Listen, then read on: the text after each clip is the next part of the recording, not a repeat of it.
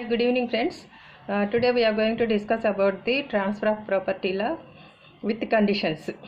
Conditional transfer of property.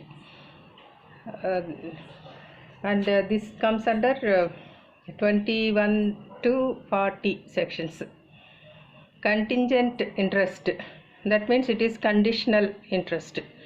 Vested interest means natural. That is when the property transfers naturally, that is from parents to children, like that.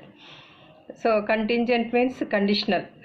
Sometimes there will be so many conditions for transferring the property. For example, unborn child, marriage, etc. పిల్లలు పుట్టే వాళ్ళకి ఇస్తాము, పుడితే ఇస్తాము అనేది ఒకటి.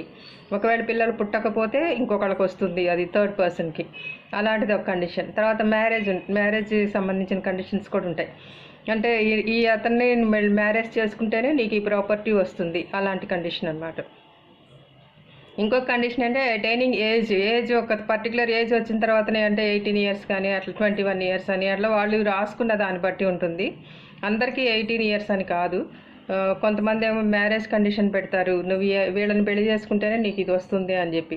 కొంతమంది ఏమో ఈ ఏజ్ వచ్చిన తర్వాతనే నీకు ట్రాన్స్ఫర్ అవుతుంది ప్రాపర్టీ అని.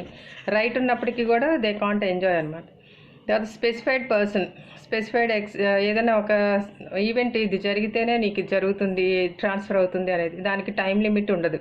ఒక ఇన్సిడెంట్ జరిగితే, అంటే నీకు పిల్లలు పుడితే వస్తుంది, లేకపోతే గ్రాండ్ చిల్డ్రన్ పుడితే వస్తుంది, లేకపోతే అబ్బాయి పుడితే నీకు ఈ ప్రాపర్టీ వస్తుంది, అలా ఏదైనా ఒక కండిషనల్ అనమాట. దానికి ఒక టైం లిమిట్ అనేది ఏమి ఉండకపోవచ్చు, పీరియడ్ ఆఫ్ టైం అనేది. అంటే డిఫరెంట్ టైప్స్ ఆఫ్ కండిషన్స్ ఉంటాయి కదా. So conditional transfer, but if the condition is against to law and impossible to perform. Conditions పెట్టచ్చు కదా అని చెప్పేసి ఇష్టం వచ్చినట్టు కండిషన్స్ పెట్టకూడదు. If the condition is immoral or illegal then it is not acceptable. అంటే లేకపోతే ఇంపాసిబుల్ అయిన కండిషన్స్ కూడా పెట్టకూడదు. అంటే ఫర్ ఎగ్జాంపుల్, నువ్వు ఒక 1 hourలో 100 miles నడవాలి, నడిస్తేనే నీకు వస్తుంది అని, అలాంటివి కండిషన్స్ నాట్ యాక్సెప్టబుల్, అలాంటి వాయిడ్ అనమాట. లేకపోతే మ్యారేజెస్ కానీ, వాళ్ళకి ఇష్టం లేని మ్యారేజ్ చేసుకుంటే, లేకపోతే అలాంటి కండిషన్స్ ఏదన్నా, అంటే కొన్నిటికి ఏంటంటే పేరెంట్స్ పర్మిషన్ కావాలి అని అంటారు. అలాంటి కొన్నిసార్లు అలా జరగకపోవచ్చు. సో అలాంటివి కూడా కొన్ని వాయిడ్ అయ్యే కండిషన్స్ ఉంటాయన్నమాట. కొన్ని impossible conditions, illegal conditions, immoral conditions, ఇలాంటివన్నీ కూడా not valid. Condition president, condition subsequent. Condition president అంటే ముందు ఈ కండిషన్ జరిగితేనే ఈ ట్రాన్స్ఫర్ జరుగుతుంది. సబ్సిక్వెంట్ అంటే సమ్టైమ్స్ కండిషన్ జరగకపోయినా ఇన్సిడెంట్ జరిగిన తర్వాత అది వాళ్ళు పెట్టినటువంటి కండిషన్ జరగవచ్చు. ట్రాన్స్ఫర్ ఆఫ్ ప్రాపర్టీ అయిన తర్వాత అయినా కండిషన్ జరగవచ్చు. సో అలాంటి సబ్సిక్వెంట్ అంటారు. ముందు తర్వాత, ట్రాన్స్ఫర్ ఆఫ్ ప్రాపర్టీకి ముందు జరిగే కండిషన్, తర్వాత జరిగే condition. For example, marriage with B with the consent of C. A got consent after marriage. అంటే C పర్మిషన్ తీసుకుంటేనే నీకు ఏతో A అండ్ B మ్యారేజ్ అవుతుందంటే, సమ్టైమ్స్ మ్యారేజ్ అయిన తర్వాత కూడా కన్సెంట్ రావచ్చు కదా, అలాంటివి సబ్సిక్వెంట్ అంటారు. Acceleration, an interest created to one person and the disposition is made for another person in future, but sometimes the second position may happen first. అంటే 2 conditions పెట్టచ్చు, first condition, second condition. Sometimes second condition ముందు జరగచ్చు, first condition తర్వాత జరగచ్చు, అలాంటివి కూడా ఉంటాయి. Example, ఇప్పుడు ఏ bequeath some money for his unborn child. ఒక పిల్లల కోసం అని కొంత మనీని పెట్టుకుంటాడు అతను ట్రాన్స్ఫర్ చేయడానికి. మాకు పిల్లలు పుడితే ఈ మనీ వీళ్ళకి వస్తుంది అని. కానీ పిల్లలు పుట్టకముందే చనిపోతాడు, అప్పుడు అది వేరే వాళ్ళకి వస్తుంది అనమాట. అంటే నెక్స్ట్ ఎవరో ఎలిజిబుల్ దానికి B కానీ అలాగా. సో అలాంటివి కూడా జరగచ్చు. అప్పుడు కండిషన్ ఫుల్ఫిల్ అవ్వదు కదా, అది అవ్వకపోయినా ఇప్పుడు లేరు కాబట్టి, పిల్లలు లేరు కాబట్టి నెక్స్ట్ Bకి అది ట్రాన్స్ఫర్ అవుతుంది ఆటోమేటిక్గా. Doctrine of cypres. It is a Latin word. Cypres అనేది యాజ్ ఫార్ యాజ్ పాసిబుల్, అంటే కండిషన్ అనేది యాజ్ ఫార్ యాజ్ పాసిబుల్ అవ్వచ్చు. అది రీజనబుల్గా ఫ్లెక్సిబుల్గా ఉంటుంది, కానీ మరీ స్ట్రిక్ట్గా అలా ఏం చూడరు కోర్టు కూడా. అంటే ఇప్పుడు ఒక ఫర్ ఎగ్జాంపుల్ ఒక మ్యారేజ్ ఉందనుకోండి, ఈ మ్యారేజ్ మీ పేరెంట్స్ పర్మిషన్తో జరగాలి అని అంటారు. పర్మిషన్ ఇస్తేనే మేము యాక్సెప్ట్ చేస్తాము, ఈ ట్రాన్స్ఫర్ ఆఫ్ ప్రాపర్టీ జరుగుతుంది అని అంటే, suppose parents one of the parents died అనుకోండి, అది పాసిబుల్ కాదు కదా, అప్పుడు ఇద్దరు యాక్సెప్ట్ చేయడానికి ఆ కండిషన్ అనేది అప్లై అవ్వదు. అందుకని ఒక సింగిల్ పేరెంట్ అయినా యాక్సెప్ట్ చేసినా కూడా అది ట్రాన్స్ఫర్ ఆఫ్ ప్రాపర్టీ అనేది సక్సెస్ అవుతుంది. కాబట్టి యాజ్ ఫార్ యాజ్ పాసిబుల్ ఆ కండిషన్ని ఫుల్ఫిల్ చేయడానికి ట్రై చేస్తారు కోర్ట్ అయినా కానీ. అది రీజనబుల్గా ఉంటే ఇది యాక్సెప్టబుల్ అనమాట. సబ్సిక్వెంట్ ట్రాన్స్ఫర్ అంటే తర్వాత జరిగేది. Fulfil the condition after the incident. And condition అనేది యాక్చువల్గా కొన్నిటికేమో బిఫోరే ట్రాన్స్ఫర్ ఆఫ్ ప్రాపర్టీకి బిఫోరే జరగాలి, కొన్నిటికేమో కండిషన్ అనేది ట్రాన్స్ఫర్ ఆఫ్ ప్రాపర్టీకైనా తర్వాత అయినా జరగవచ్చు. ఫర్ ఎగ్జాంపుల్ ఏదైనా మ్యారేజ్ కానీ అలాంటివి ట్రాన్స్ఫర్ చేసిన తర్వాత అయినా మ్యారేజ్ జరగవచ్చు. సో అలాంటివి సబ్సిక్వెంట్ అంటారు, అంటే తర్వాత జరిగేది జరిగే కండిషన్ అనమాట. Fulfilment of the condition after the transfer of property.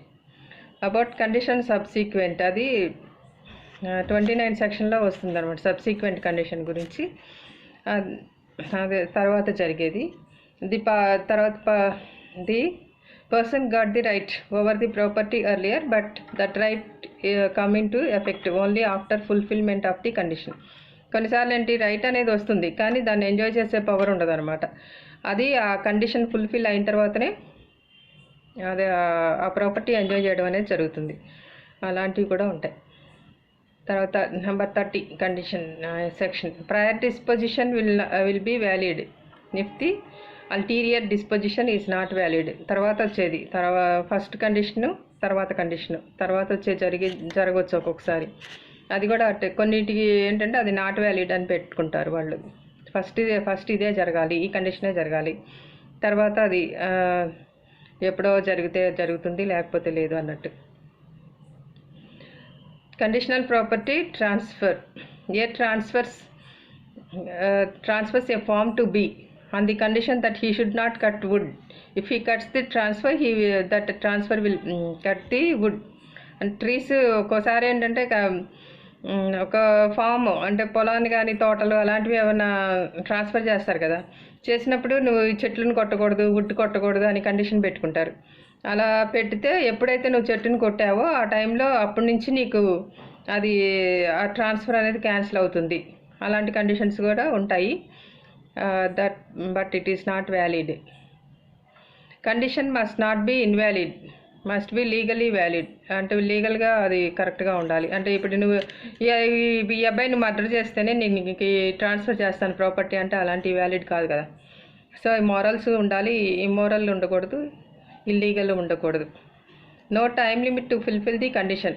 When he says it is impossible, that condition will be broken. అంటే ఆ కండిషన్ అనేది ఒక టైం లిమిట్ కొన్నిటికి టైం లిమిట్ పెట్టుకోరు అనమాట. అదే కొన్ని రోజులు లేట్ అయినా నువ్వు ఆ కండిషన్ చేయాలి అంటే జరిగేదే అయితే చేసుకోవచ్చు. బట్ ఇంపాసిబుల్ కండిషన్స్ అయితే ఎంత టైం లిమిట్ పెట్టినా అది జరగదు కదా. సో ఇంపాసిబుల్ కండిషన్స్కి అప్లై అవ్వదు ఈ టైం లిమిట్ అనేది. After the time condition, the condition is not fulfilled, the interest pass to another. అంటే ఒక టైం పెట్టారు, ఆ టైంలో నీవు కండిషన్ ఫుల్ఫిల్ చేయలేదు, అప్పుడు ఆ ట్రాన్స్ఫర్ ఆఫ్ ప్రాపర్టీ అనేది ఇంకొక వేరే పర్సన్కి వెళ్ళిపోతుంది. Next 35 doctrine of election. 35 section. With the permission of the actual owner, another person can transfer the property by offering some cash. It is not compulsory. He may accept or he may reject. ఒక actual owner ఇంకొకళ్ళకి ఇస్తారు permission, నువ్వు ఈ property కొంచెం sale చేసి పెట్టు, నీకు కొంత amount ఇస్తాను అని, కన్సిడరేషన్ అంటే కొంత కమిషన్ లాగా కొంత అమౌంట్ నీకు ఇస్తాను, నువ్వు ఈ పని చేసి పెట్టు అంటే ఆ నమ్మకం మీద వాళ్ళు చేయాలి. అది అయితే వాళ్ళు చేయొచ్చు, చేయకపోవచ్చు. యాక్చువల్ ఓనర్కి ఇష్టమైతేనే ఆ ట్రాన్సాక్షన్ అనేది జరుగుతుంది. ఒక్కొక్కసారి అది ఇష్టం లేకపోతే అసలు ఒరిజినల్ ఓనర్కి అది జరగదు. So he may accept or he may reject. అంటే ఫర్ ఎగ్జాంపుల్ ఇప్పుడు ఫాదరు, సన్, కూతురు ఉంటారనుకోండి, డాటర్. ఫాదర్కి డాటర్కి ఏదైనా కొంత ప్రాపర్టీ ఇవ్వాలని అనుకుంటారు. ఇది ఆల్రెడీ సన్కి ఇచ్చినటువంటి ప్రాపర్టీని మళ్ళీ డాటర్కి ఏదైనా గిఫ్ట్గా ఇవ్వాలని అనుకుంటారు ఫాదర్. అనుకున్నప్పుడు ఈ సన్కి కూడా ఇష్టమైతేనే అది జరుగుతుంది, కానీ ఆల్రెడీ కొడుక్కి ఇచ్చేశారు, అయినా మళ్ళీ అదే సేమ్ ప్రాపర్టీ కూతురుకు కూడా ఇవ్వాలని అనిపిస్తుంది తండ్రికి.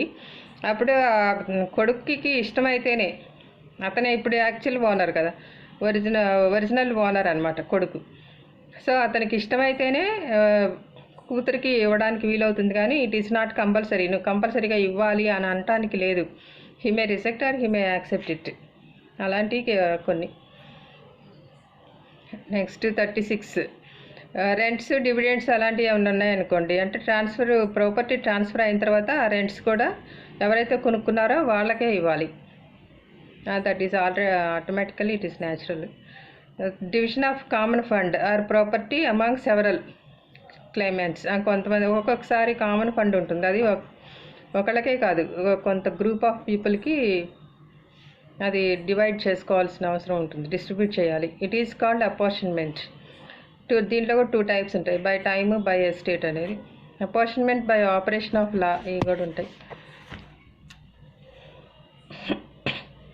ఈ 39 section discusses where a third person has a right to receive maintenance or a provision for marriage from the profits of the immovable property. అంటే ఏదైనా మ్యారేజ్ అయినప్పుడు వాళ్ళు కొంత ఒక్కొక్కసారి ల్యాండ్ కానీ అలా ఏదైనా ఇస్తారు కదా, బిల్డింగ్ కానీ ల్యాండ్ కానీ, ఇమ్మూవబుల్ ప్రాపర్టీ అనమాట. అలాంటప్పుడు ఇప్పుడు సన్ ఇన్ లా వచ్చేసి కూతురికి ఇస్తారనుకోండి ఏదైనా గిఫ్ట్గా మ్యారేజ్ టైంలో, అప్పుడు సన్ ఇన్ లా వచ్చేసి థర్డ్ పర్సన్ అవుతారు.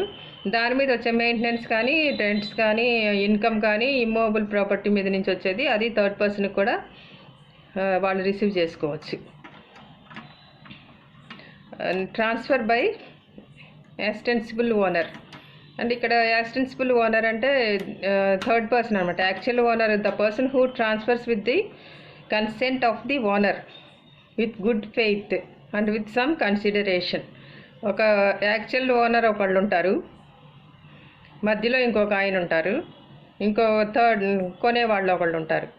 సో యాక్చువల్ ఓనర్ ఏం చేస్తారు, ఇంకొక ఆయన మధ్యలో అపాయింట్ చేసుకుని మీరు ఈ పని చేసి పెడితే మీకు ఇంత కన్సిడరేషన్ ఇస్తాను. కన్సిడరేషన్ అంటే అమౌంట్ రిటర్న్ అనమాట. దాని మీద కొంత ఇన్కమ్ మీకు ఇస్తాను కమిషన్ లాగా, అది ఆ పని చేసి పెట్టమని. ఫెయిత్ అంటే నమ్మకంతో చేయాలి ఈ పని, అలా మోసం చేయకుండా మధ్యలో. అలాంటివి జరుగుతాయి. ఇప్పుడు ఒక ఎగ్జాంపుల్ ఏంటంటే ఏపీ అర్బన్ సీలింగ్ యాక్ట్ అని వచ్చింది ఒకటి. అంటే ఓనర్స్ ఏం చేస్తారు, అప్పుడు అర్బన్ సీలింగ్ అంటే ల్యాండ్ సీలింగ్ పెట్టారు కదా ఇండిపెండెన్స్ వచ్చిన తర్వాత. అప్పుడు వాళ్ళు అది కొంత ల్యాండ్ లిమిట్ దాటిన తర్వాత సీలింగ్ ఎక్కువ ఏకర్స్ ఆఫ్ ల్యాండ్ ఉన్నవాళ్ళు, ఎక్కువ భూమి ఉన్నవాళ్ళు ఏం చేస్తారు, వాళ్ళ సర్వెంట్స్ పేరు మీద అమౌంట్ అది అంటే సీలింగ్లో పోకుండా ల్యాండ్ వాళ్ళ సర్వెంట్స్ పేరు మీద అట్లా ఎవరెవరి పేర్ల మీద పెట్టేస్తారనమాట. అలాంటప్పుడు వాళ్ళు సర్వెంట్ వాళ్ళ తర్వాత ఎప్పుడైనా వీళ్ళు అమ్మాలనుకున్నప్పుడు యాక్చువల్ ఓనర్ కన్సెంట్ కూడా తీసుకోవాలి. So without permission of the actual owner the transfer is invalid. ఇప్పుడు ఫాదర్ ఫర్ ఎగ్జాంపుల్ ఒకటి ఉంది, ఫాదర్ 2 sons ఒక మదర్ ఉన్నారు. ఇప్పుడు after the death of the father ఏం చేస్తారు, ముగ్గురికి రాస్తారు ఈక్వల్గా, ఎవరికి 2 sonsకి మదర్కి. అప్పుడు after the death of the father Sons ఏం చేస్తారంటే మదర్కి చెప్పకుండా మదర్ ప్రాపర్టీ కూడా అమ్మేస్తారు, ఏదో కంపెనీకి అమ్మేస్తారనమాట. సో అప్పుడు మదర్ ఏం చేస్తారు, వాళ్ళు కోర్టుకి వెళ్తారు. కోర్టుకి వెళ్తే సుప్రీంకోర్టు మదర్కి ఫేవర్గా తీర్పు చెప్తారు. అంటే ఎందుకు అంటే అది యాక్చువల్ ఓనర్ ఈజ్ మదర్, కొడుకులైనా సరే మదర్కి తెలియకుండా సేల్ చేయకూడదు. సో అది సుప్రీంకోర్టు అలాగా యాక్చువల్ ఓనర్కి ఫేవరబుల్గా అంటే మదర్కి ఫేవరబుల్గా ఇస్తారు judgement. So without the consent of the actual owner the transaction is invalid. అలానే ఏదన్నా బర్డెన్ ఆఫ్ ప్రూఫ్ చేయాలి అనుకున్నప్పుడు ట్రాన్స్ఫరీని అంటే ఎవరైతే కొనుక్కుంటున్నారో వాళ్ళే ఈ బర్డెన్ ఆఫ్ ప్రూఫ్స్ కూడా సబ్మిట్ చేయాల్సిన రెస్పాన్సిబిలిటీ వాళ్ళకే ఉంటుంది. So this is up to 41 sections. Thank you.